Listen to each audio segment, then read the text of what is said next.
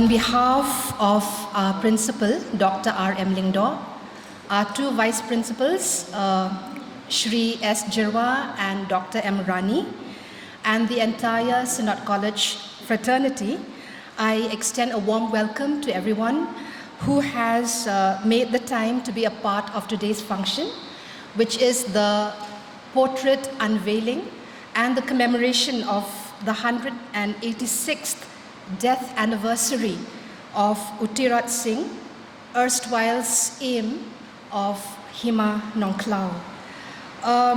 Even though our chief guest, Shri A.L. Hek, Honorable Minister of Health and Family Welfare Government of Meghalaya, cannot be with us this afternoon because of unforeseen circumstances. Yet, on behalf of the college, I want to acknowledge the presence of other esteemed guests and invitees in our midst. We recognize our guest of honor, Dr. W.R. Kharlukhi, Honorable Member of Parliament, Rajya Sabha. Our special guest, Professor David R. Aimle, renowned historian and former chairman, UPSC New Delhi. Shri Frederick Roy Kharkongor, IAS, Commissioner and Secretary, Department of Arts and Culture, Government of Meghalaya.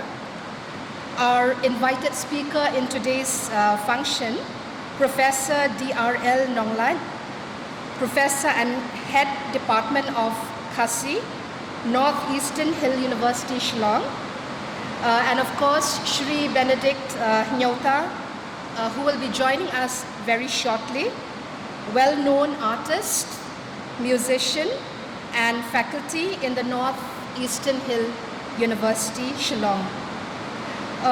As a token of our appreciation of all our guests who have made the time to be with us this morning, I would now like to request our principal, Dr. R.M. Lyngdoh, to kindly felicitate our guest, after which he will deliver the opening address, the welcome address on behalf of the college. So I would like to request Sir to kindly felicitate our chief guest, Dr. W.R. Kharlukhi, please.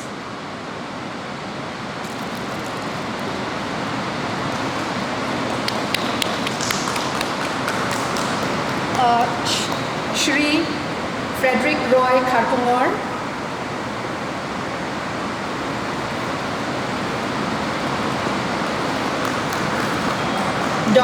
Professor David R. Aimle,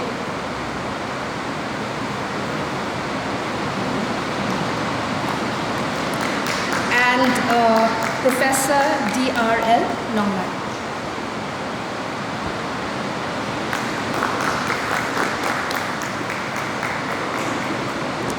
Thank you so much. May I now invite our principal to kindly give the welcome address.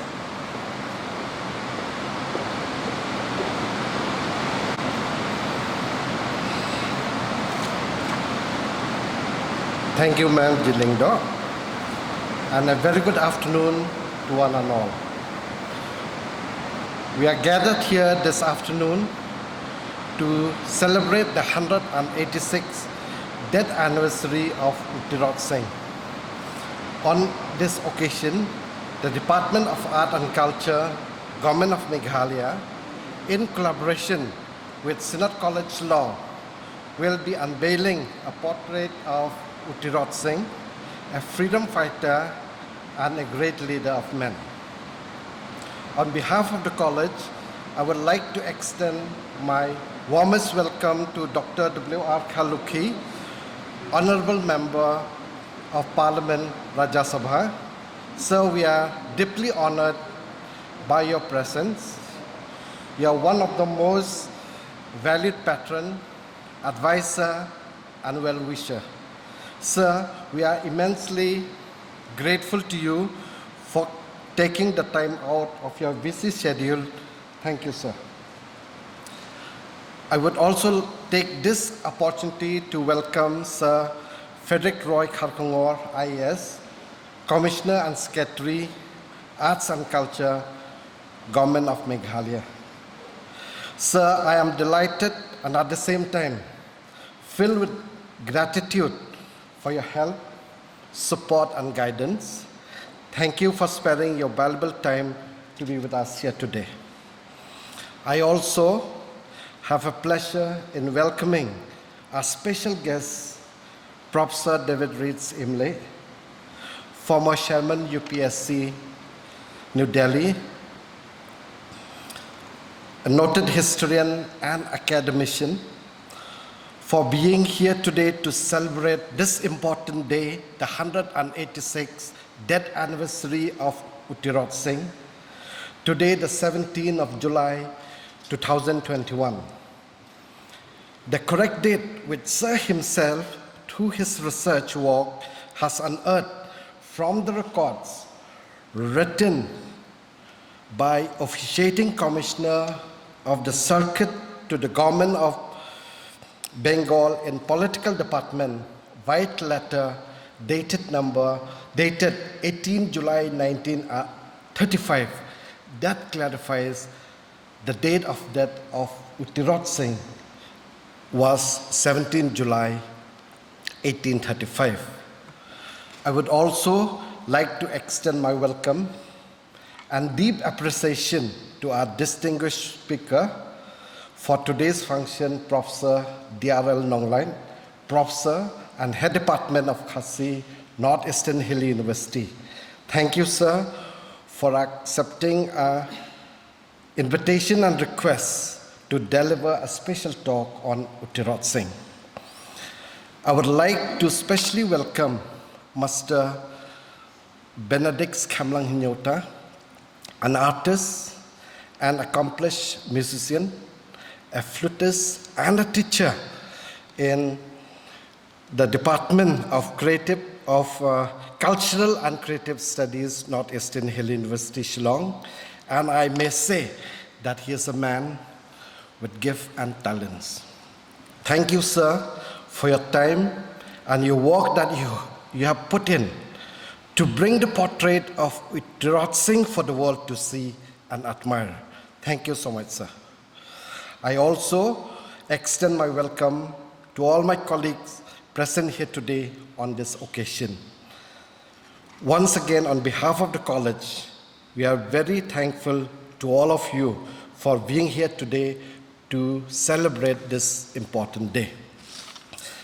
As our nation is celebrating the 75th years of independence, Azadi Ka Amrit Mahotsav, it is apt to celebrate the 186th death anniversary of Uttirot Singh with more zeal and vigor, and also remember the sacrifice of our forefathers and their struggle against the British.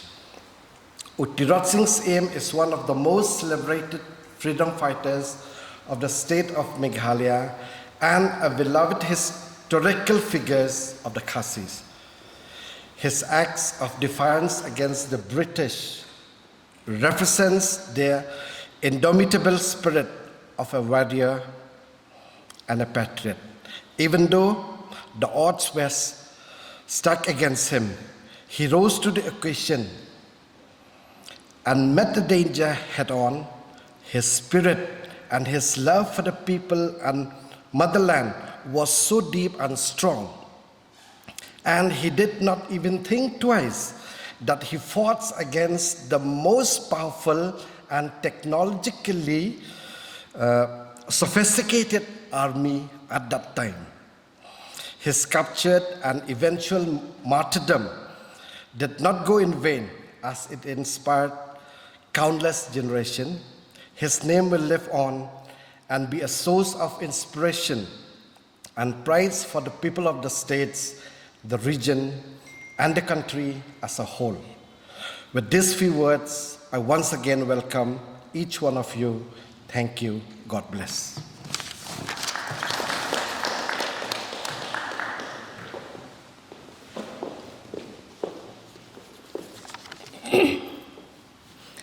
Thank you so much, sir, for your words of welcome and for your leadership of the college.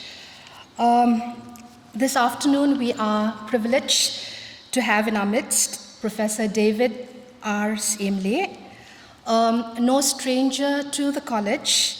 Time and again, we have had the opportunity of listening to Professor Saimle, and his talks and his lectures have never disappointed. Today's event is made even more special because as already mentioned by our principal a few minutes ago, in a sense, it is Professor Saimle who has, through his extensive research and through his in-depth scholarship, helped to establish the details of the death of U Tirat Singh. So I think it is very apt, it is very fitting that, Sir will be addressing us shortly before we unveil the portrait. So I would now like to invite you, sir, to kindly say a few words.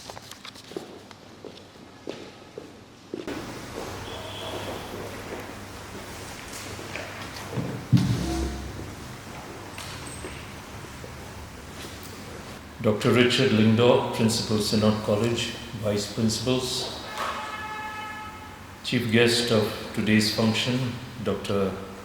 W.R. Kharluki, Honorable Member of Parliament, Professor Dear R.L. Nonglait, Professor and Head Khasi Department, NEHU, Shri Frederick Roy Kharkungor, IAS, Commissioner and Secretary, Department of Art and Culture, Government of Meghalaya, Dr. Ruben Lyngdoh, Head and Associate Professor, David Karchandi, and our young friend and artist on whom we'll be indebted for the portrait that he's provided to be unfurled today, and our compere, G. Lyngdoh.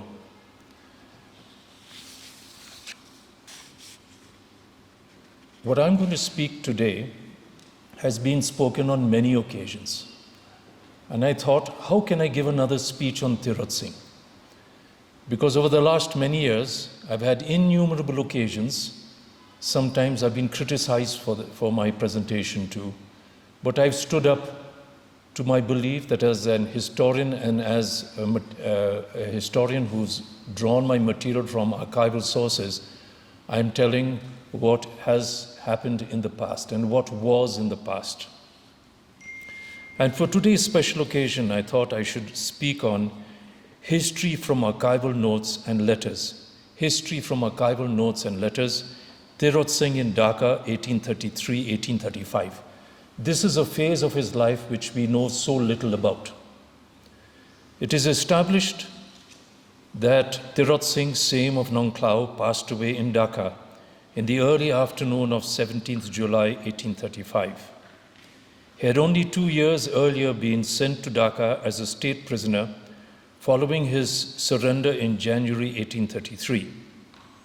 The young Saim of Nongklao had led a resistance against British expansion in the Khasi Hills, an effort which began in the spring of 1829 and continued till sometime after his surrender. In early 2009, while on another of my annual visits to libraries and archives, I made a search for additional material on the last days of the Tirat Singh. The National Archives of India is located on Janpath, New Delhi. It is the repository of official manuscripts and publications of the Government of India. It traces its repository of records to early East India Company and British rule. I had researched in other repositories and had just 2 days of study in this archive. Fortunately, a friend and archivist, Mr. Mehra, helped me quickly locate the index of the Foreign Department proceedings from 1833 through to 1835. From that index, I was able to call for documents. Note was taken of a letter of 12th February 1833 from T.C. Robertson, the agent to the Governor General Northeast Frontier, to the Chief Secretary, Government of Bengal at Calcutta, informing the latter of the surrender of Tirat Singh and that he had been moved from the vicinity of the hills. Robertson informs that he had requested his magistrate in Dhaka to detain the same in his jail as a state prisoner. The same letter enclosed a copy of a letter from Lieutenant Henry Inglis of the Sylhet Light Infantry to Captain Lister, Commandant of the Sylhet Light Infantry, dated 14th January 1833. 14th January 1833 is one day after the date of surrender. This is an important letter for the information it provides. It informs that Tirot Singh came as negotiated with a party of 30 swordsmen and 11 musketmen. And I quote, "I remarked to Jeet Roy that this was a breach of the promise he had made, when he replied that it would not have been respectful for his master to come without a small retinue, and that this was to show that he was not made captive but surrendered." Important is to understand that he was not made captive, but he surrendered. By late February 1833, Tirot Singh was in Dhaka and confined in an apartment in the common jail. A British officer notes that he arrived in this station with nothing but a blanket and a plate or two. He was visited by Middleton, Commissioner of Circuit for the district of Dhaka, who wrote to the Secretary of the Government of Bengal that the prisoner, and I quote again, appeared to want little and hoped the spirit allowed to him for his drinking might not be curtailed. Very generous, right? So even the little kakyat that he required was provided to him. The magistrate regretted that a more appropriate place of confinement than the jail had not been selected for a state prisoner. And I think that government can hardly intend that he shall be permanently kept there. There was some discussion about him going into life imprisonment, but we do not find anywhere any reference to life imprisonment. In fact, you can see the British in the correspondence that I've quoted over here, looking for a more appropriate house for Tirot Singh. Tirot Singh was soon provided necessities for his comfort, including shoes, clothes, bedding, and utensils, and a daily allowance for his diet. Not long after, a letter was addressed to Middleton from the Secretary of the Government of Bengal, that the Governor-General agreed with the opinion that, and again I quote, that it will be objectionable to confine Tirot Singh to the common jail if a more appropriate place of safe custody can conveniently be procured for him. Close quotation. On 16th April 1833, Middleton informed Fort William, Calcutta, that he had personally inspected 2 houses before recommending a 3rd house, which was proposed to be rented for Tirot Singh.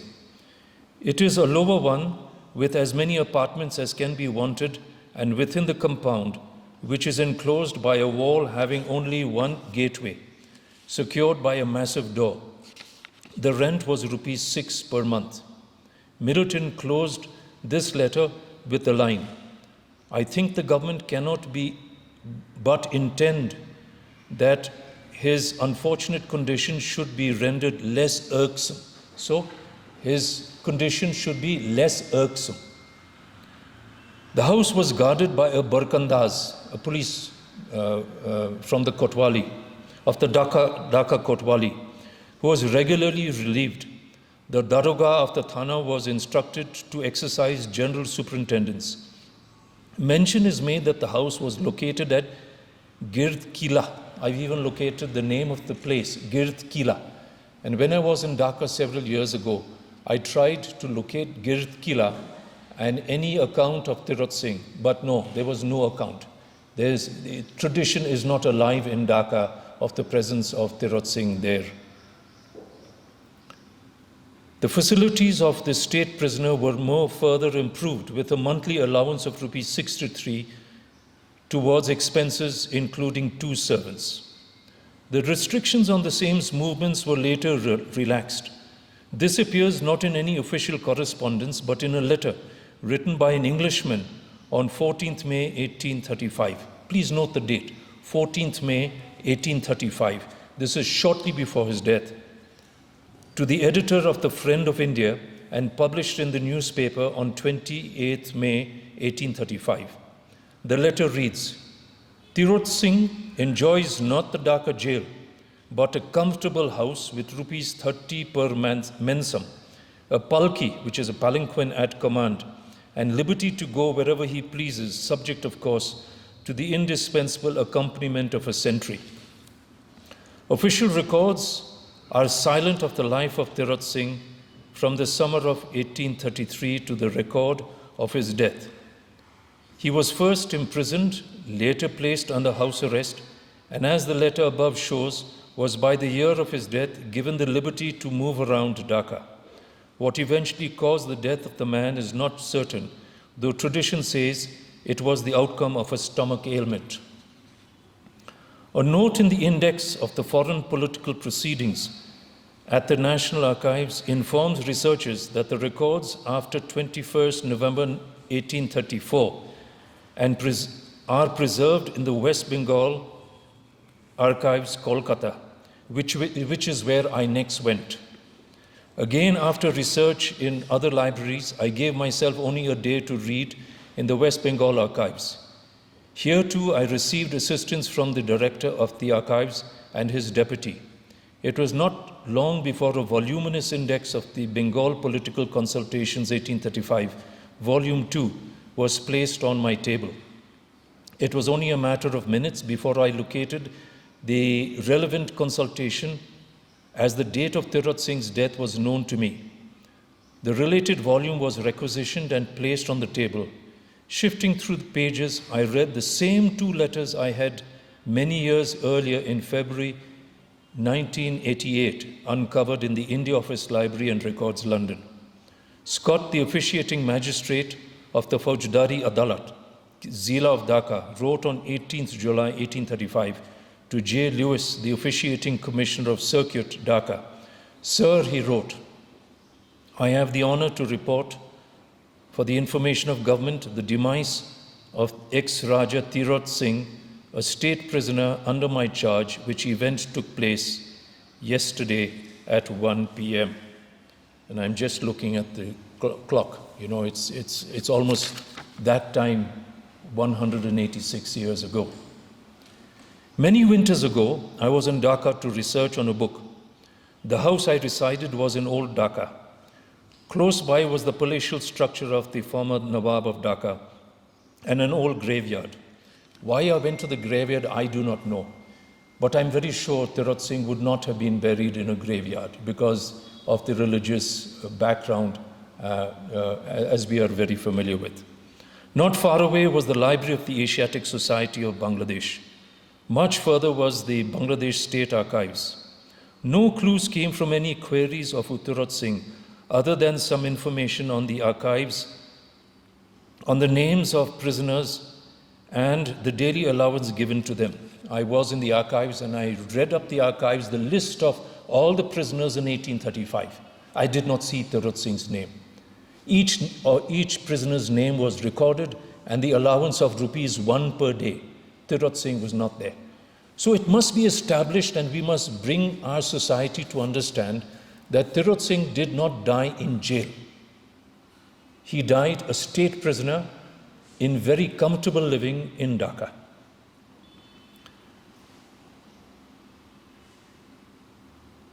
Tirot Singh's name was not recorded therein. It was in Calcutta during that research visit that I learned, when closing the record of the death of the Khasis Aim, why there was nothing more on Tirot Singh in official files.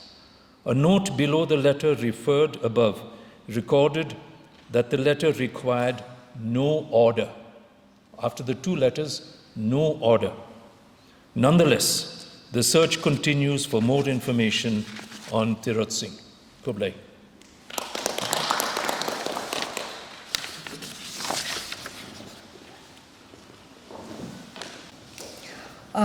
Thank you so much, sir, for your very, very informative and interesting talk, which has shed light on a perhaps very obscure and hitherto unknown details of the life, the last days, and the death of Tirot Singh.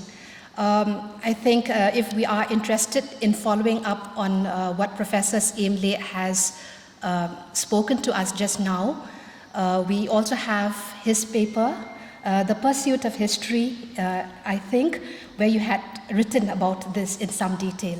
So thank you so much. And probably the pursuit of history should also be is also synonymous with the pursuit of truth. So if we want to establish the truth of many of the stories and the legends that have come down to us, we need to go into it with a very objective perspective, with the whole objective of seeking as well as accepting the truth when we find it. So thank you so much, sir. It has been said that a single picture speaks 1,000 words.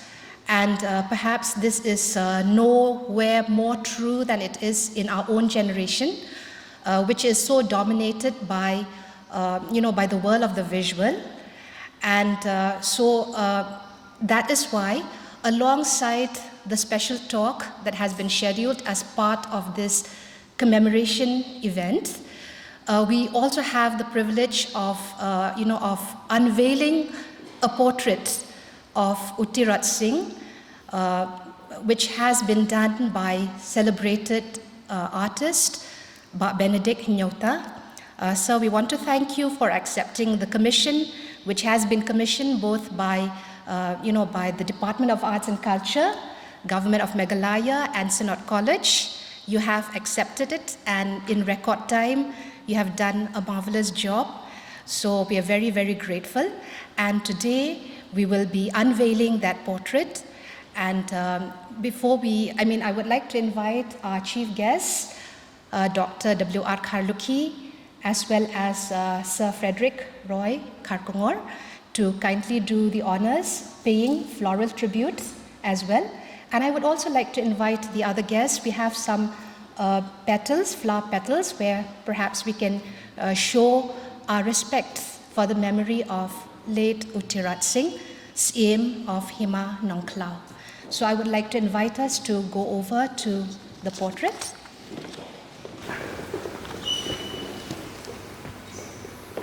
So we would like you to kindly do the honors of unveiling along with Sir Frederick, please.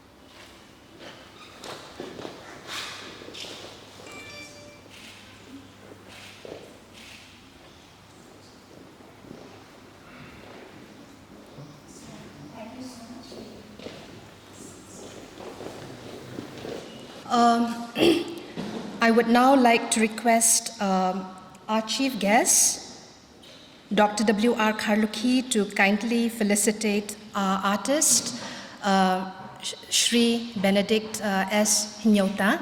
And actually, we have not planned for this in the program, but I'm just wondering if Sir Benedict would you like to just say one or two words? I know it's impromptu, and I apologize for that, but perhaps if you would like to just say a word or two before Sir Karluki felicitate you, in case you wouldn't mind. Thank you.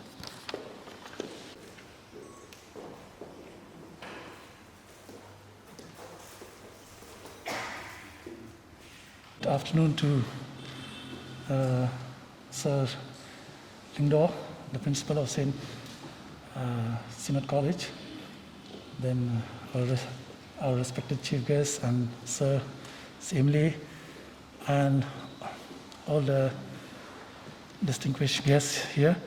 So I'm very thankful to God and to Sir and my friend Sir David for giving me this opportunity to do a portrait of Tirot Singh.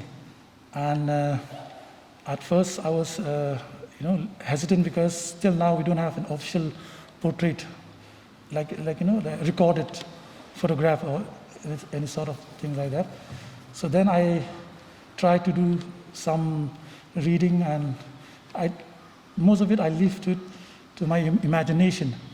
And first of all, I try to refer to the previous portraits that has been done, and I took reference from there also. But in this portrait, I have deliberately omitted the paila, and you can see here it is very minimal. The design also is very minimal, and I want to capture that heroic posture. So for that, I did a number of sketches for just 3-4 days, just sketching, just to get the right posture. And then after it is done, then everything flows. I go with the flow. And I'm happy that I want to capture, in a Khasi word we say that kaman. No? I want to capture that personality just by the look, not based on too much on ornamentations or thing, but on that his personality. I want to capture his, once again in Khasi, the kaman with Tirot Singh. Thank you very much. I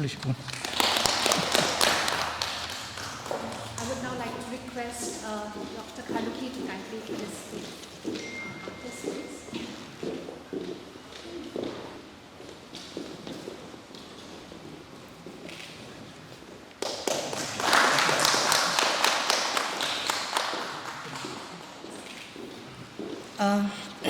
Thank you so much, Benedict, for explaining a little bit about your art to us.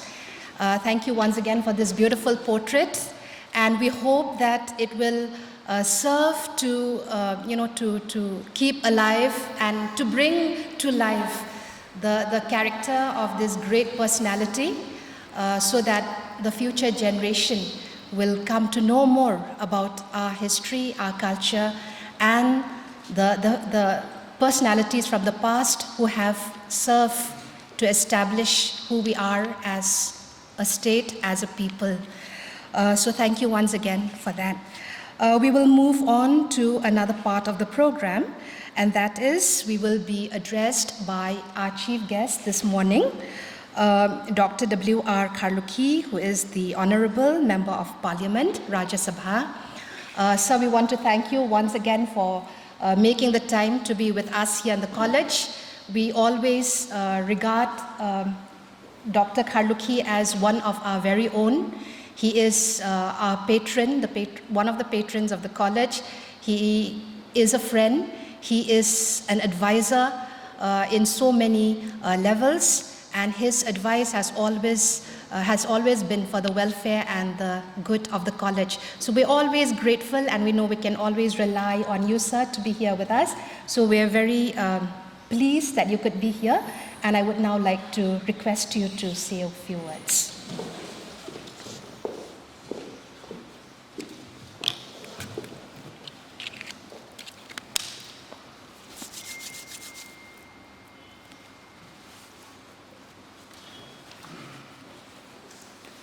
Well, principal of the college, used to be my colleague before, Richard, then Professor Simle, Professor Nonglai, then Frederick, who's the Commissioner Secretary, sir, of Art and Culture. Then Benedict, congratulations. It's quite wonderful. We're just discussing his real warrior and everything, right from head to foot, we can see, sir. It's very impressive. You have done a wonderful job. Then Ma'am Kirin and my colleagues who are here.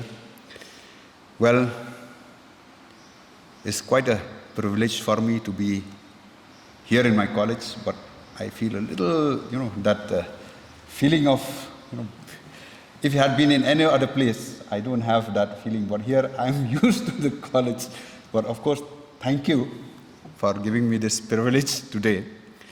And well, I'm very grateful to the college, and always the college is always in my heart. And then there is a story in which, when I first came for the interview in this college, right from my school days, my college days, even university, sir will know, I'm a rebel at heart. So always a problem everywhere. So I tried jobs. I would get in the second position, but not in the first position, because that tag was there, a student leader tag was there. So it was this college who really accept me as I am today. And I'm really grateful for this college. And well, sir, it is quite a day in which when we stood up, we politicians, we used to political lecture. But this is a different day in which we think of those people who have sacrificed themselves for the future of us, of our state.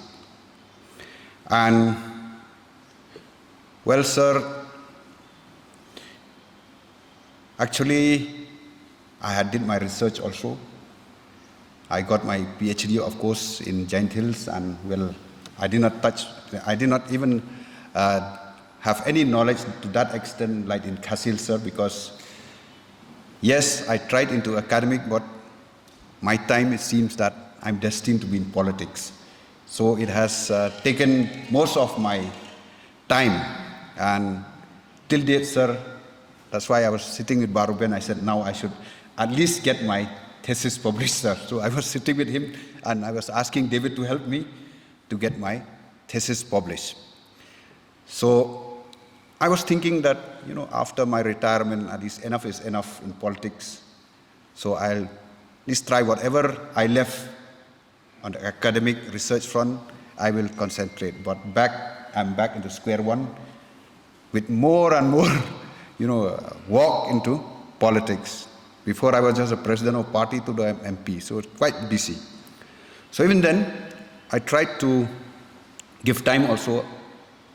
At least when last time I was given the privilege to give a lecture here on the 75 years of India independence, I did give a lecture, and like we have just discussed today, yes, besides Kyang Nangba, Tirot Singh, Patokan Sangma, there are unsung heroes who have sacrificed their life and died for the cause of our people. And last time in my lecture here also, I was given to speak on the Jaintia rebellion.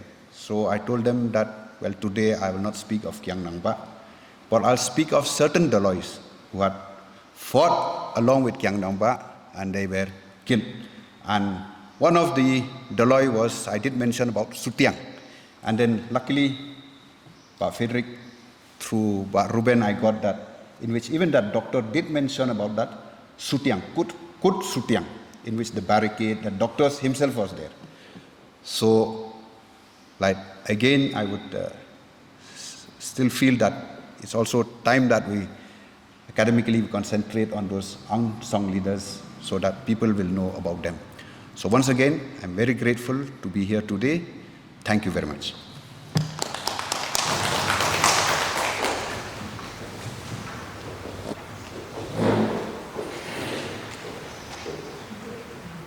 Thank you so much, Sir Karluki, for your short speech.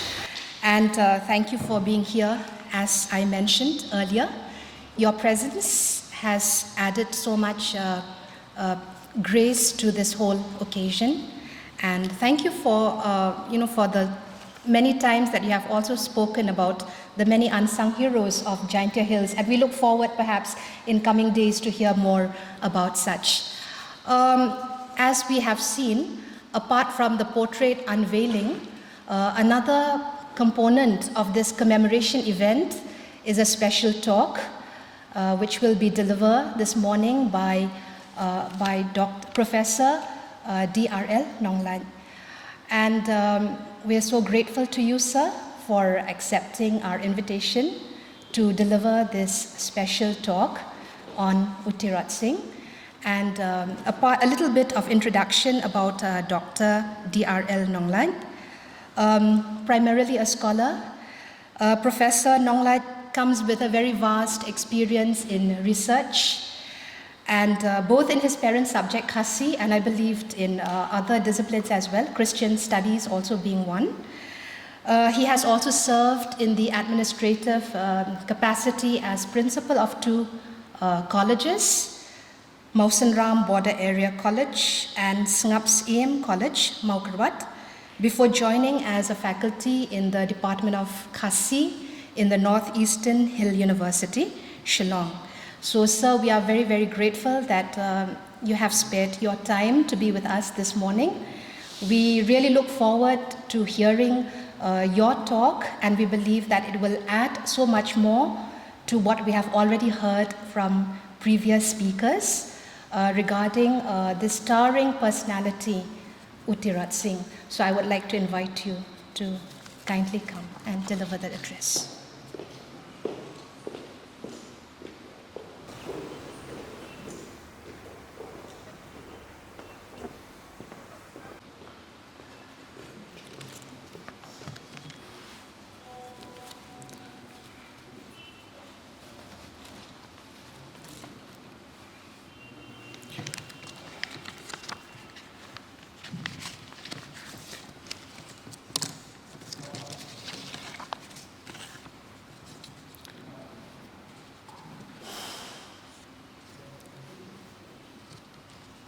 A very good afternoon, ladies and gentlemen.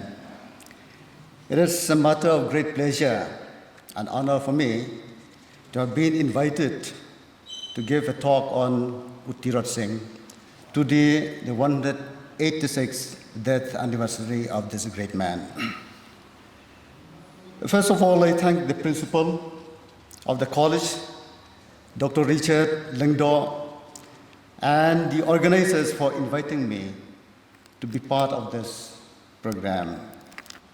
I also acknowledge the presence of the VIPs and dignitaries. Dr. W.R. Kharlukhi, Honorable MP Rajya Sabha, Professor D.R. Simli, the special guest, Shri Frederick Roy Kharkongor, Commissioner and Secretary, Department of Arts and Culture, Government of Meghalaya, Dr. David Lingdo, an eminent artist, Dr. Charles Ruben Lingdo, Head Department of Political Science, PG program of the college. The participation of each one of you has really added to the significance of this program. I appreciate the support of the Department of Arts and Culture to the college as collaborator in the year-long celebration of the 75th independence of India. I thank Dr. Gerin Lingdo, the program coordinator and the chairperson, for introducing me to the audience. Your kind words have really made me feel more at home with the college. Thank you. My dear friends, the faculty members of the college, as well as students of the college, and all those who would like to view this program. I'm glad to speak to you all, wonderful audience. There have been quite a few eminent Khasi scholars and historians who have written about U Tirot Singh. The writings have been mainly based on various reports of the British officials, as well as on the history books of the colonial historians.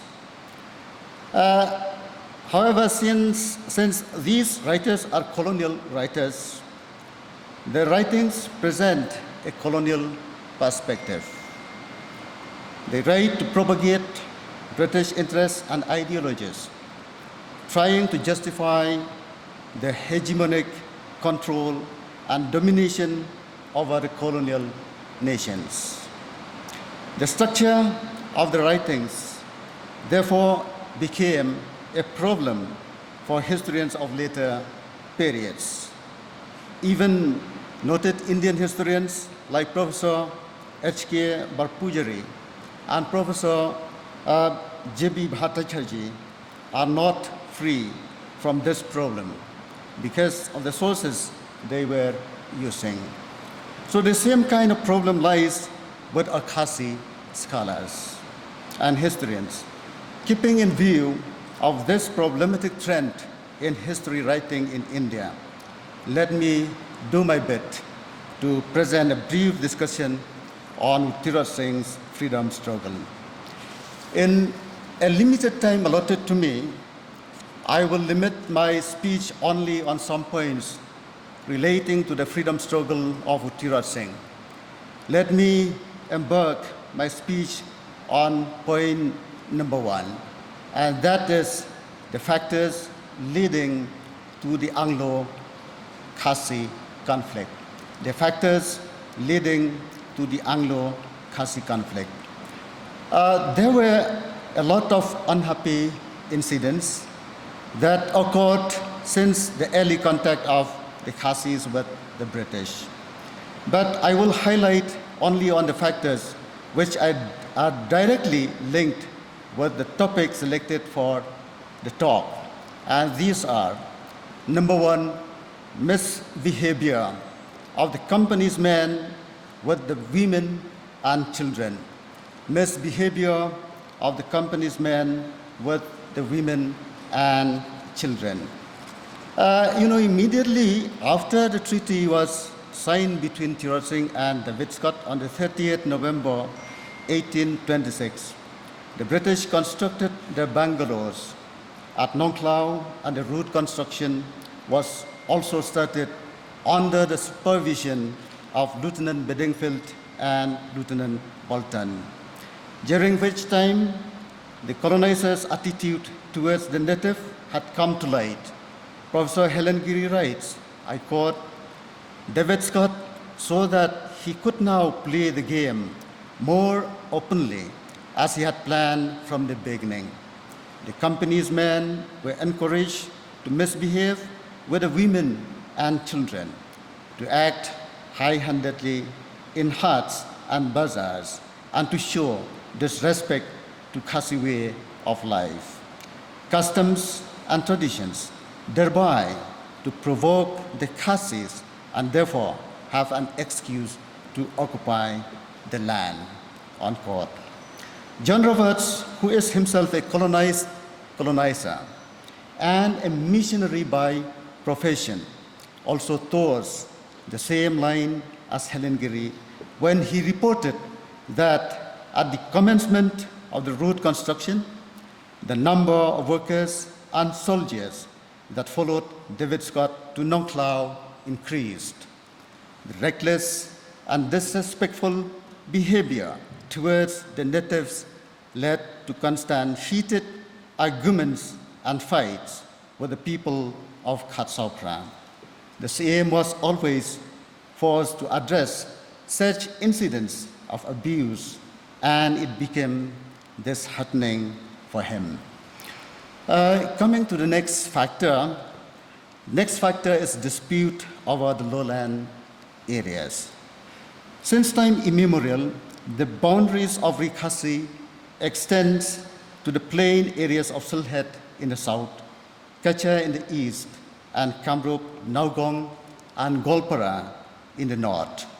The inhabitants of those areas not only pay taxes to the Khasis Eames, but also help them in promoting trade and commerce. Some Khasis Eames lost their positions in the plains on account of their complicity with the Burmese invaders. And in the event of the British driving out the Burmese in Assam during 1825 and 26, most of the plain areas of Assam lapsed to the British authority. Professor H.K. Barpajuri reported that within a few years of the annexation of Lower Assam, inevitably the Khasis found that they were deprived of the dwars, the main source of their supplies. The domination of the British over the lowlands of Rikhasi has caused strong resentment among the Khasis Eames. Unable to bear the British claim, in 1828, Bormanik marched to Dimoria to seize the revenue collected by the revenue officials of the East India Company. This was the first challenge of the Khasi ruler against the East India Company, and it prepared the way for the Khasi challenge against the British, which led to the brutal Nongklao massacre in April 4, 1829. Tirot Singh also had a dispute with David Scott over Bordwar. During the negotiations for permission to construct a route from Rani to Sylhet, David Scott promised to restore Bordwar to Hima Nongklao. But later, that proved to be an empty promise. Professor Barpujari writes, I quote, "The Raja of Nongklao felt, like others, the utmost difficulty in discharging the amount of revenue, the payment of which he considered as a grievance," unquote. Another factor is the divide and rule policy of the British. Having been confronted by Bormanik's aim of Khairem, the British realized that a tough confrontation was inevitable if the Khasis aims rise against them together. Therefore, they left no stone unturned to trap the Khasis, either through force or shrewd diplomacy. They called upon the Siem of Sutnga, who was bound to the company by the Treaty of 1826, to come to the rescue of the English against Burmanik. Tirot Singh was also called in aid of the British, which he found it hard to accept because, in the first place, Burmanik was a very close ally of Tirot Singh, and secondly, Tirot Singh became aware of the divide and rule policy of the English. Again, towards the close of 1828, when Bolaram Singh, the chief of Rani, threatened to attack him, Tirot Singh appealed for military aid from David Scott, but he refused the request. At the refusal to help in this time of need, Tirot felt that he was no longer bound by the treaty. With grim determination to drive the English out of the hills, he joined hands with the chief of Milem and began the war by the massacre of the Englishmen and their followers at Nongklao. The evil divide and rule policy of the aggressors have to some extent weakened the relation among the Khasis aims. Nevertheless, it has awakened the majority of the aims to rise up against the common enemy. The last factor that I want to mention is the insolent speech of a Bengali Chuprasi.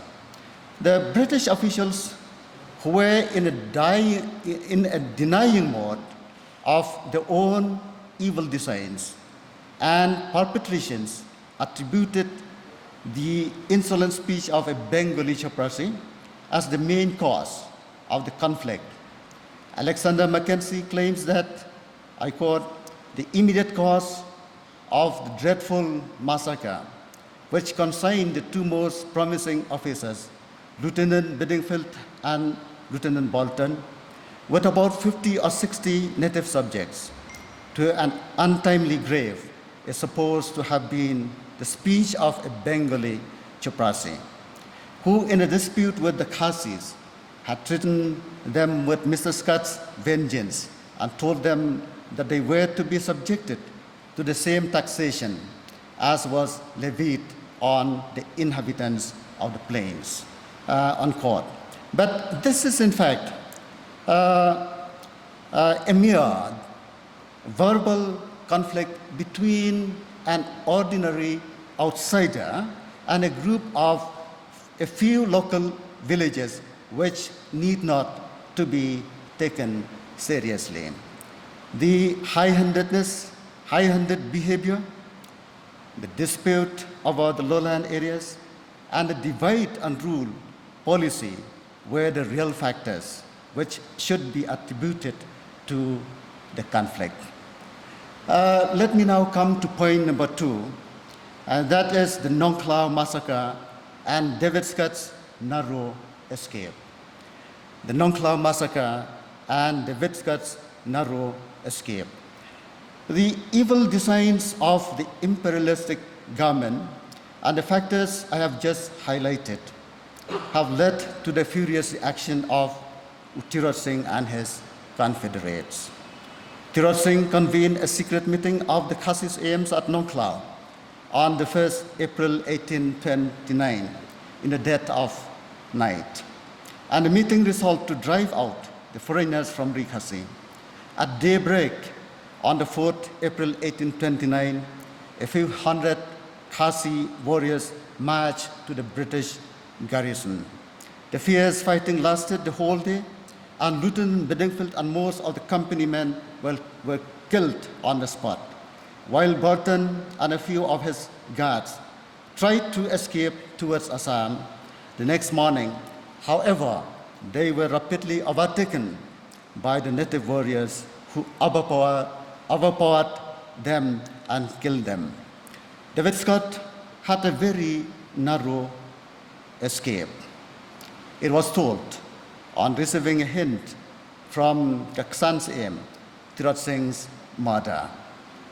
He departed Nongklao probably on the 2nd or 3rd of April 1829. John Roberts, in his essay, Kajingwan Kiu Ki Phareng Hari Khasi, writes, I quote, on the night in which the decision to go to war was taken, the mother of Tirot Singh, because she loved David Scott and did not want him to be killed, summoned him to her and conspired to help him escape to Sora the very next morning without telling him the reason why he needed to escape. Friends, while examining Scott's unexpected departure from Nongklao, many questions may be raised. Why did he not alert his own officers? Why did he leave his faithful followers to die a miserable death?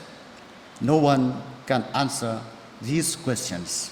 But the Nongklao massacre was really a terrible shock to David Scott. Another important question that may be raised here is about the warning given to David Scott. Was it true that Tirot Singh's mother advised him to leave Nongklao immediately? Yes, John Roberts narrated this story, but another question may be asked. Who told Roberts this story when he himself was not part of the event? Or was it David Scott who told the story? And how accurate is the story? It seems to me that the story has been created from a colonial perspective. If that is the case, the telling bears no truth in it. Tirat Singh's mother might have a different story altogether, but the destructive element that contains in the story is that the telling has been repeatedly told for generations, and it has unnecessarily created a sense of demoralization in the mind of Khasi women. In an occasion as this, I want to state that this is not the story of Tirat Singh's mother. It might be the creation of someone else with the motive to defame the royal family in particular and the Khasi women in general. A local account has it that Tirat Singh felt unhappy because of the strange behavior of the British. So he convened a meeting of some other chiefs, namely Mlim, Rambrai, Maharam, Mausanram, Malai Somat, Bhawal, Shela, Dwara, Nongternem, Sobar, Walang, and others, with the sole objective of driving away the British. However, in order to avoid bloodshed, Ukhen Kungar was deputed to approach Tirat Singh. Let me repeat, Ukhen Kungar was deputed to approach David Scott to tell him and his people to quit Nong Klau. But Scott was adamant. Thereupon, they decided to launch an attack. If this account can be considered valid, David Scott may have been alerted about the impending danger by Ukhen Kungar and not by Tirat Singh's mother.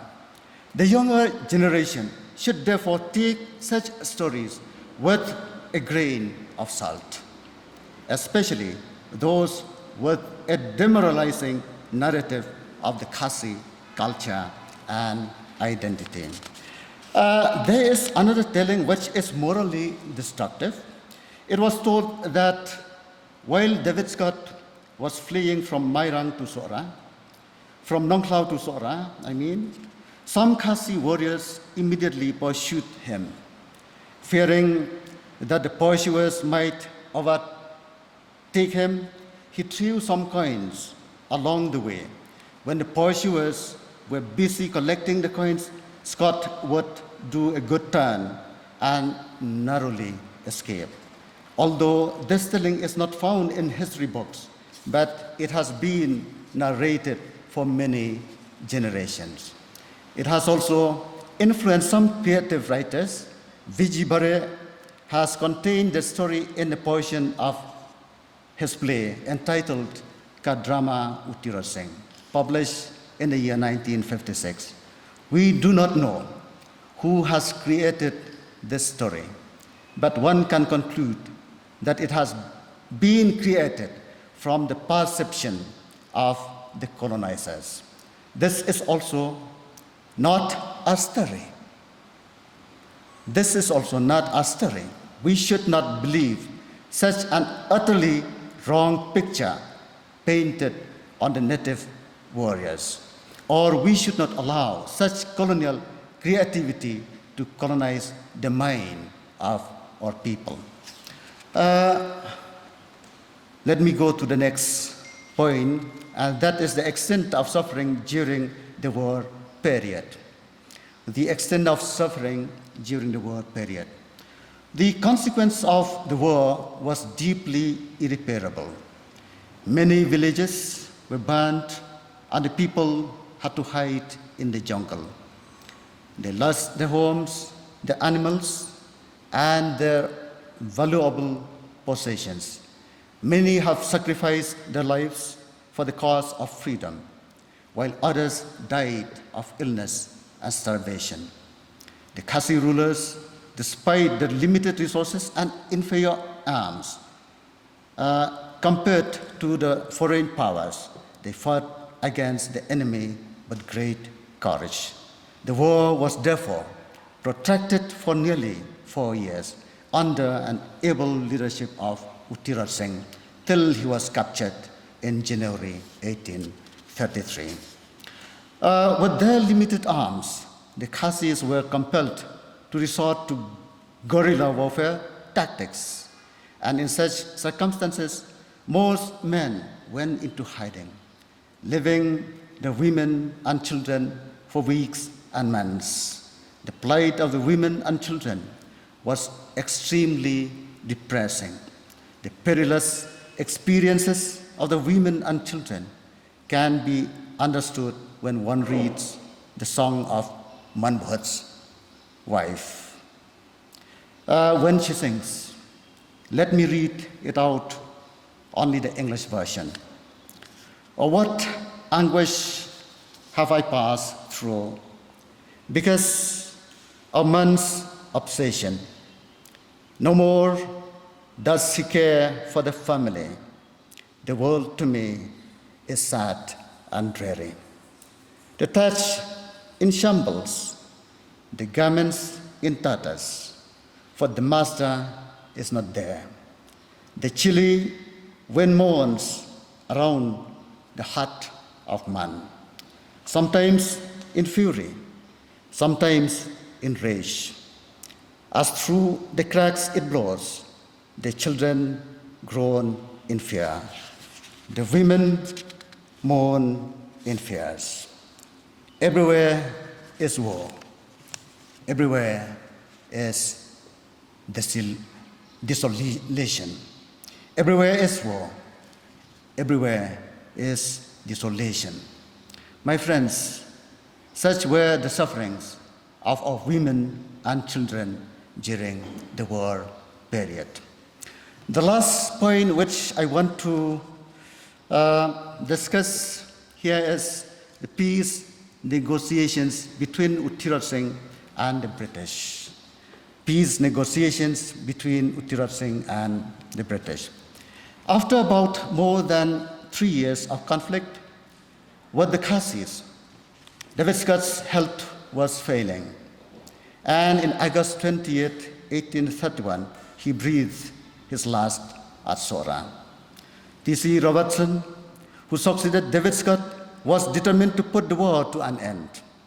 His approach was through mild and conciliatory measures. Singh Manik's aim of Millim was instrumental in the negotiation process. The first meeting was held at his residence at Nongkrem on 23rd August 1832, but failed to come to a settlement when Tirat Singh demanded for complete freedom of his Hima, which was not accepted by the British. Professor Barpujari writes, I quote, Tirat Singh in reply expressed his willingness to come to a settlement, provided the government prepared to return his territory, the ports of Mairang and Nongklao, and also abandon the road through the hills. The firm stance that Tirat Singh clearly expressed pointed to the fact that the meeting he was attending was not meant for his surrender, as recorded in the reports and history books of the British authors.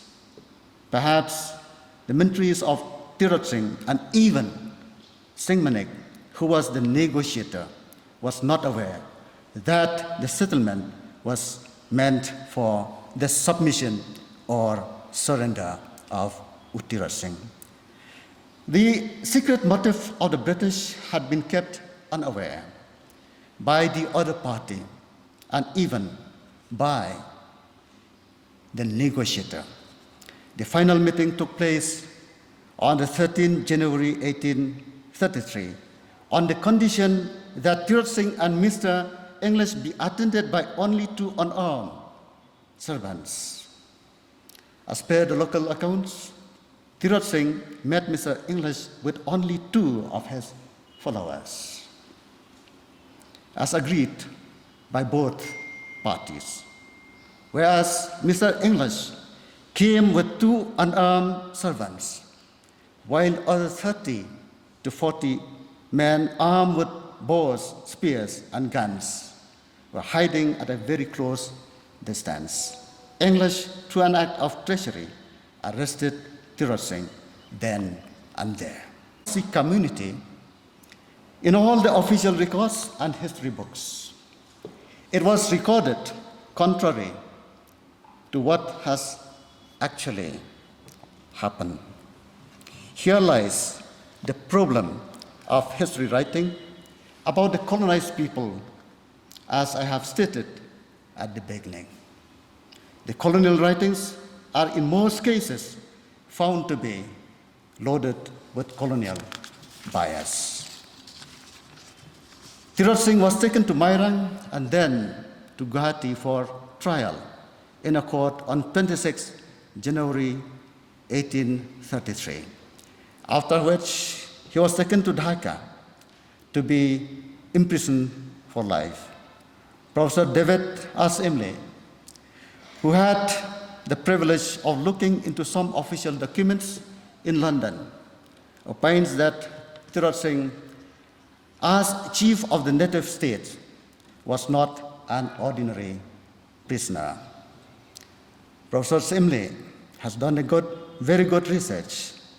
His findings may be true on matter that Tirot Singh was allotted a good stay in Dhaka. I do hope that on this matter there is a credibility of the records. However, concerning the arrest of Tirot Singh, we cannot fully put our trust to the records provided by Alexander Mackenzie or even Edward Gate. My finding is that the sole objective of the writings with regards to Khasi is to justify the colonizing endeavor in general and the subjugation of the Khasi nation in particular. Coming back to Tirot Singh's last days, under extreme pain, both mentally and physically, he preferred to die a common man, rather rule as a slave king. Tirot Singh died on the 17th July, 1835, but his spirit is not dead. Tirot Singh is a symbol of hope and freedom. His spirit lives to inspire us to continue the struggle of decolonizing the mind. We should be free from the evil outside influence and suppression. Long live the Republic of India. Long live Khasi. Long live Khasi race. Thank you.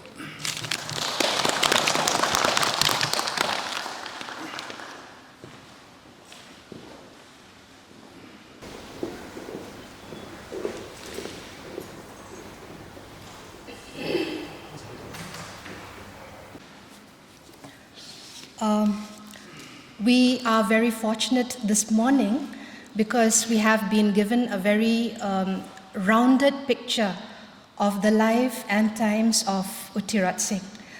In Professor Imlay's talk earlier, we were told about the last days and the details of the death of Tirot Singh, while in Professor Nonglat's talk just now, he has given us a very, very comprehensive picture of the social, political context leading up to the uprising of Tirot Singh and, of course, eventually leading up to the Anglo-Khasi conflict.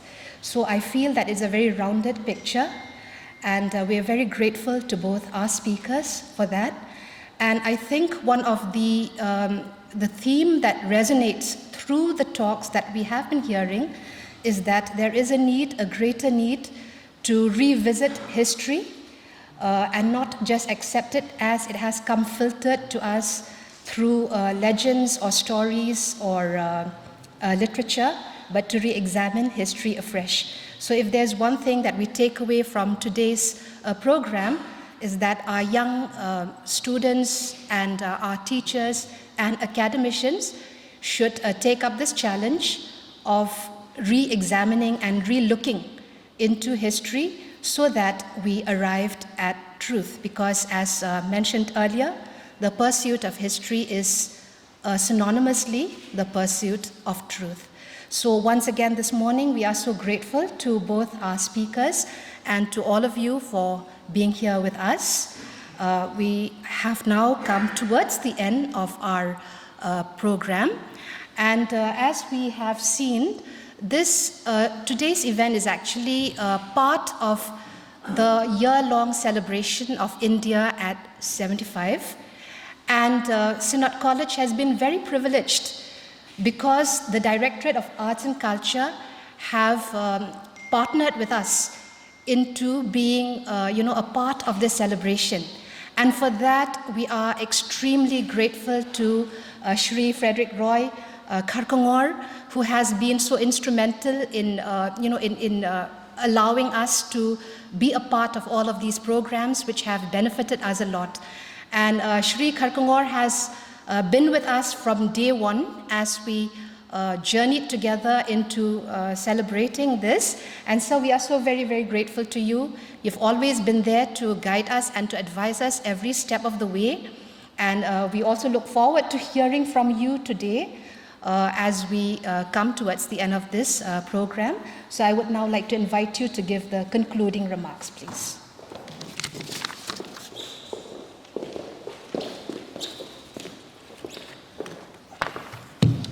A very good afternoon to all of you.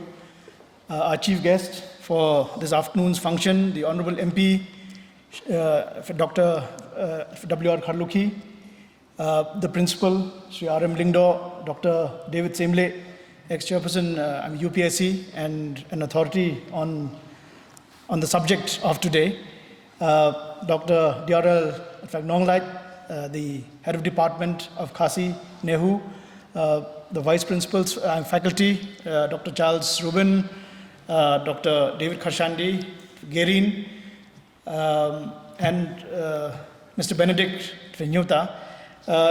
In fact, it gives me great joy to be here with you this afternoon to join together with Synod College in remembering, July 17th, which is a day which we set aside to remember the sacrifices made by this valiant son of the soil.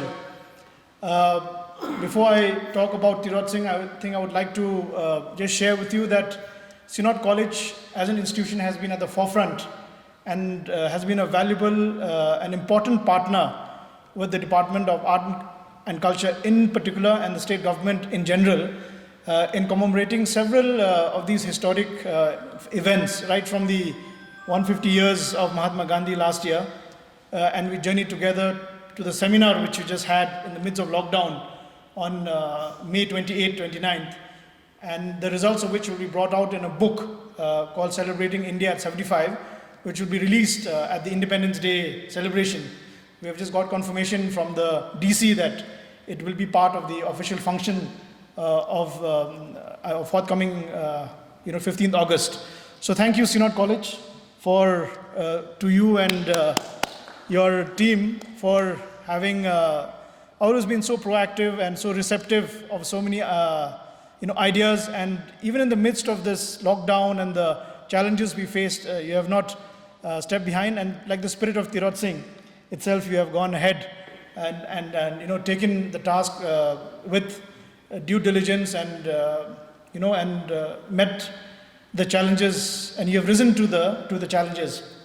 Coming to this day, in fact, the Government of India had declared this year to be the 75th year of, of our 75th year of independence. It's called the Azadi Ki Amrit Mahotsav. And there was a curtain raiser on March 12th, which started at Raj Bhavan. And this entire year, in fact, we were requested to join in with the celebrations about India at 75, achievements at 75, celebrating unsung heroes, celebrating achievements. But due to the pandemic, we could not have many public functions. But the function that we have today, even though it's small, it's impactful. We do not judge whether a program is big or small in terms of the numbers, but we had to assess and we had to evaluate whether, from the qualitative aspect of it, whether it is impactful or not.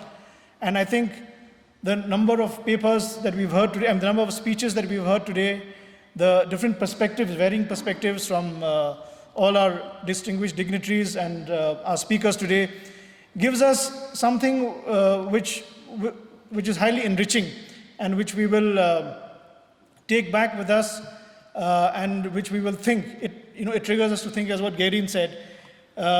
It makes us, seek to revisit many of the, notions that we had.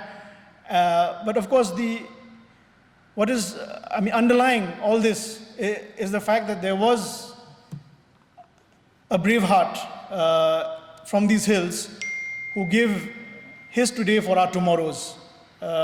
This line, of course, is from the famous cemetery in Kohima, but I think it still rings true and it resonates that he gave up his today for our tomorrows.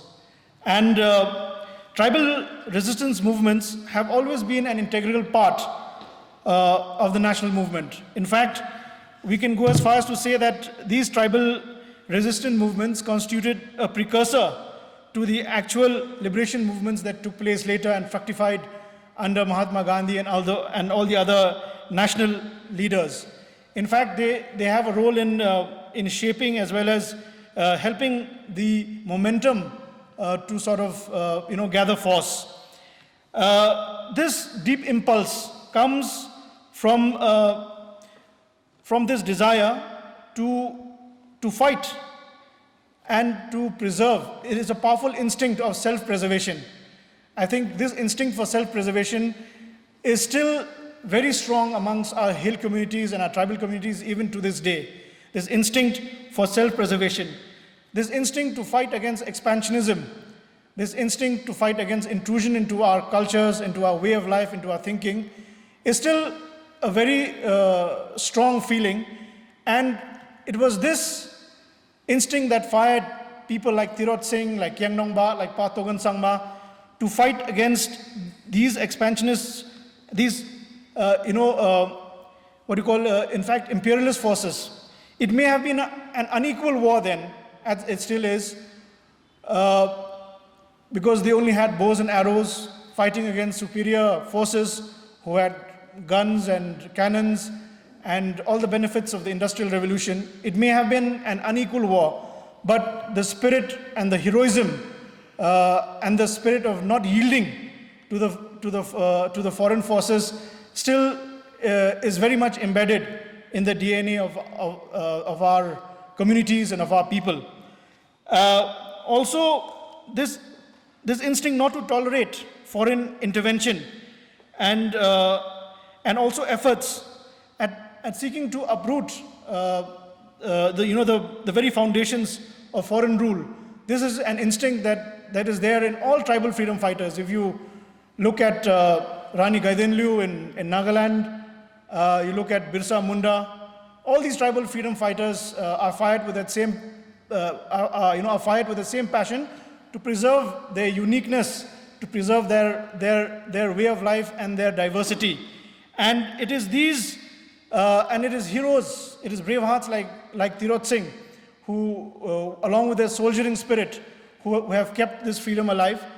And as Dr. Nonglai had just mentioned, that though Tirot Singh is physically dead, but his spirit, his life still remains an inspiration to all of us.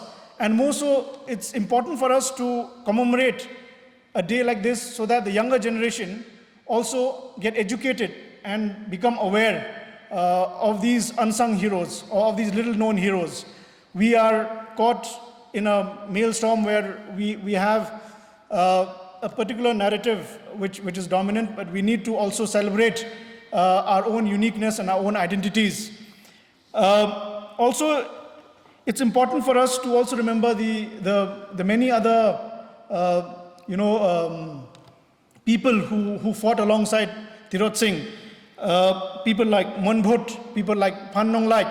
Phan Nong Lait, in fact, was the first woman tribal freedom fighter from Meghalaya, the first lady Braveheart. We talk about heroes, but she was a shiro, if you can, if you sort of make a bit of a semantic twist there. So I also appreciate what our Honorable MP had just mentioned, that the effort is also to bring to the surface the various heroic exploits of the unsung heroes. And one of the main objectives of this India at 75 program is also to train the spotlight on these unsung heroes as well. Because there are many who also fought alongside these brave hearts, but whose contributions need to be, they need to come under the spotlight. People like Monbhut, people like Larsen Jarain, Phan Nong Lait, as I just mentioned. These were the fellow travelers with Tirot Singh, and they also played an integral role in the fight against the foreign yoke. We hope that one day, keeping in view with the technological interventions, that there will be a museum which will be a repository and which will incorporate aspects of augmented reality as well as virtual reality, and make the lives of these heroes more experiential. It should not be something that you only read in the books, but it should be something that you get to experience and to see. Hopefully, we hope that there will be efforts in the future to also create these tribal repositories whereby we have augmented reality and virtual reality. And we hope that many of the research papers of scholars like Dr. David, like Dr. Nong Lait, our MP, and all the other researchers will be available in a digital format as well, digitized and available for the larger body of academic scholars and students to sort of access, because we are living now in a digital age, and at the click of a button, all these records should be accessible. I also had the opportunity to in fact visit the wonderful in fact British Library, and especially that section called I think the Office of it's called I think India Office Library, which has an invaluable resource of material. In fact, Dr. David had helped me, in fact guided me towards the Charles Wallace Fellowship way back in 2004, and I had the opportunity to access the works of many of those British Governor Generals of those times, and their perspectives on the life and times and on governance issues of this area. It's something which is a real eye-opener and throws fresh perspectives on our understanding of many issues and how they perceived us, and shaped and molded the way our hills, the entire destiny of these hills.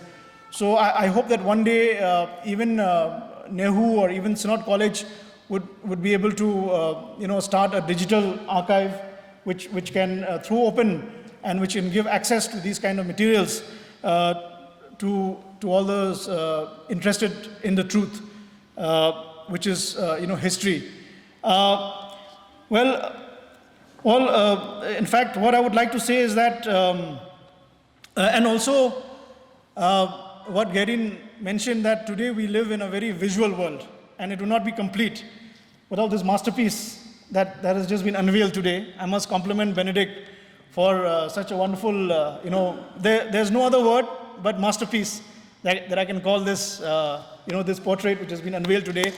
It was a wonderful work, it sort of evokes that that history of that martial king, that warrior king who stands head and shoulders above to protect, and he's at the vanguard to sort of fight against the colonial forces to protect his land and his race and his ideals and the spirit of his, and he's a symbolic of the spirit of his people. And this is the kind of visual messaging that is so important. They say a picture says more than 1,000 words. When I think your picture says more than 10,000 words, if I can contort that phrase. Talking about other portraits, we have that portrait which appeared on the stamp in 1988, which was released, and that was, of course, the official visual image that we had. But in the brief discussion we had just before this function with Honorable MP and Dr. Semle and Dr. Nonglait and the principal, we were all just discussing that all these images, they come from folklore and they come from myth. There used to be a picture in the DC's office, DC office Shillong, 1979, one portrait was commissioned, and that was the picture actually that was used for the stamp. And that was our official image of Tirot Singh. But that was just a passport size photograph, but you've given it an entire, head to toe dimension, which brings the entire spirit more alive and more vivid and more potent. So I compliment you for it. And I think many people will come to Synod College to see this wonderful portrait which you've made today, and it remains a legacy. I mean, we will remember 17 July 2021 as a very historic day for the institution and for the state also, as well, because there has never been a portrait like this so far in the state in its full dimension. I have seen the portrait in Raj Bhavan also, but it does not evoke the kind of potency as this one does. So that should be the endeavor, that we should keep on improving not only our knowledge but our visual representation. There was an animation movie, I think, some time ago, brought out by a team of young people. So we need to bring out more stories. We need to bring out a movie, maybe a documentary, a movie on the life of Tirot Singh, animations. It has to be more available on the digital platform for us and our young generations to know more and more. And I salute all of you today, the scholars, the artists, the college, the institution, for keeping his memory alive, for not only keeping his memory alive, but taking it one step further, for contributing towards that great body of work about Tirot Singh. And this is the best tribute that we as a community can have towards one of our brave hearts. And I'd like to thank Synod College once again for giving me this opportunity to be with you. In fact, it is the Synod College who has led everything right from the very outset, and we as a department have only been supporting them, but it is Synod College who has sort of led the entire exercise, and we look forward to a very fruitful and continuing journey with you through India at 75 and also Meghalaya at 50. Thank you very much.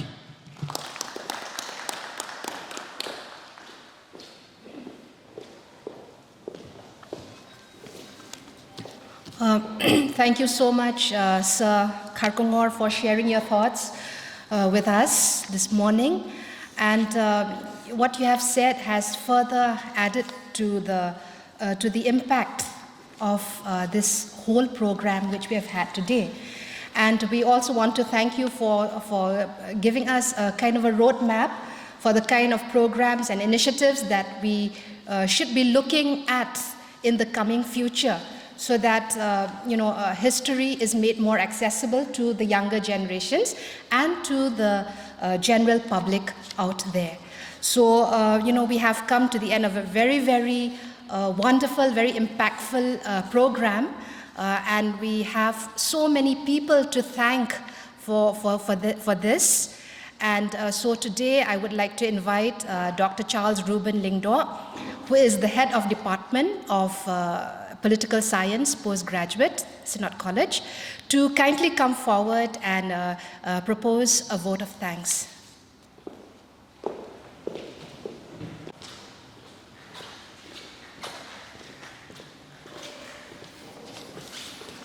Thank you, ma'am. In fact, one of the interesting parts of today's program that I personally noticed was there has been thanking all along the entire program. If you noticed, that itself speaks so much about the beauty of today's program in honor of the 186th anniversary of Upaim Tirot Singh. I stand on behalf of the Synod College to propose this vote of thanks. At the outset and first and foremost, I would like to thank God Almighty for blessing us with this wonderful day today and for giving us this opportunity, though we may be few, but to gather for a very special occasion, and that is to mark this 186th anniversary of Upaim Tirot Singh. I would like to thank our principal, Dr. R.M. Lingdo, sir. Thank you so much for being a support to all the programs in the college and to also encourage us with new ideas and innovations that despite the difficulties we may face, but our work should not stop and we must continue. Thank you so much, sir. I thank the MP who is with us today, Dr. W.R. Kharlukhi, Honorable MP of Rajya Sabha. Thank you, sir, for also being a source of encouragement and support to all our programs and for also guiding us to continue with the work that we do, especially with aspects related to research. This is a very important part of any institution, and so we always welcome your ideas and suggestions.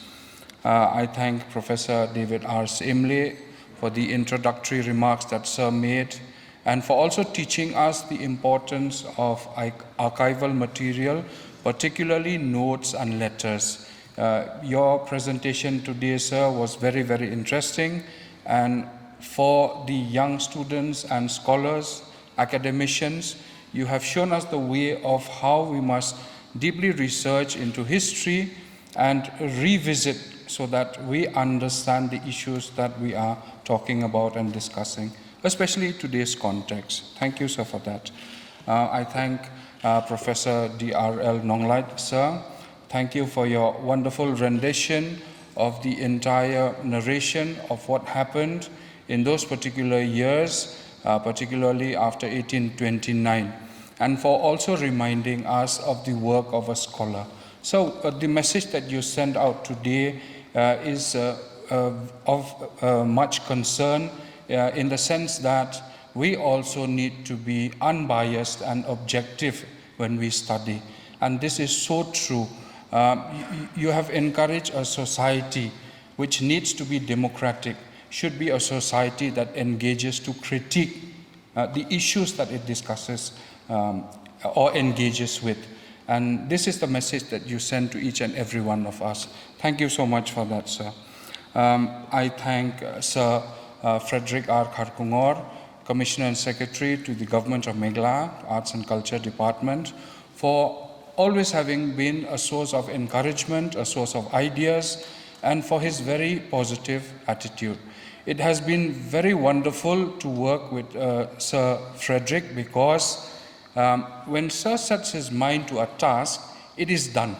There is nothing else in between. And before you could even think of the next step, Sir has already sent you a message that this has been done.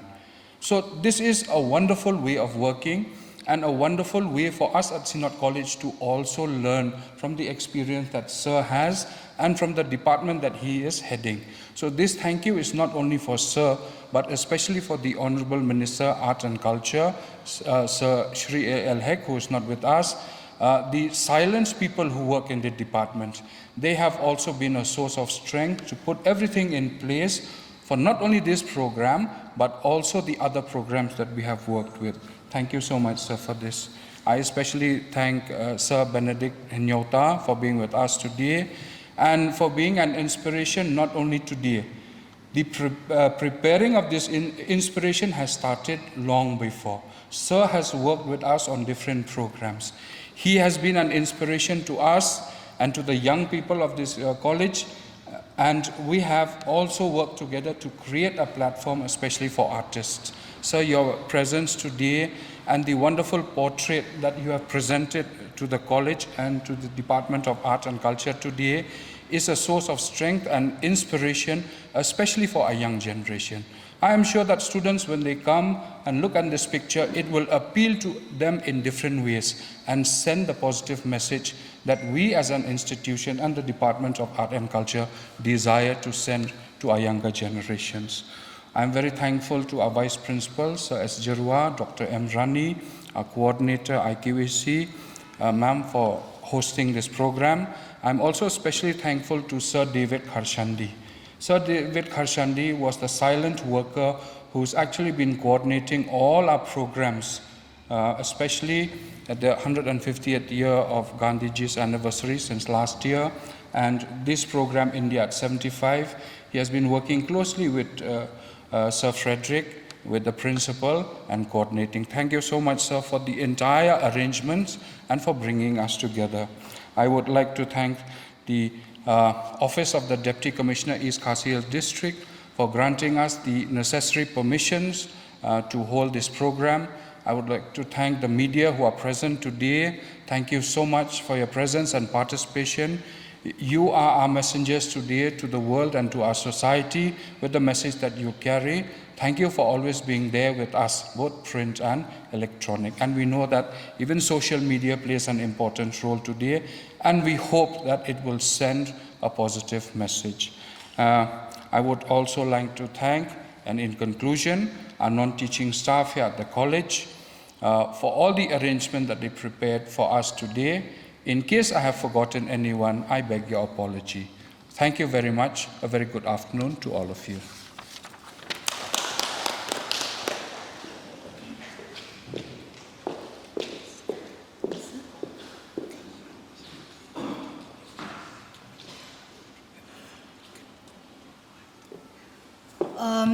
So thank you so much, Dr. Charles Ruben Lyngdoh, for the vote of thanks.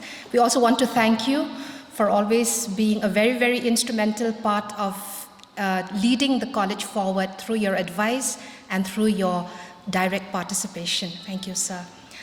So we have now come to the close of today's program, and we have had a wonderful program. So as we leave from here, we will we'll have lunch first, and then you can go to your respective places. So thank you so much for being a part of this program. God bless you, and we have come to the end. Thank you so much. Have a very good afternoon.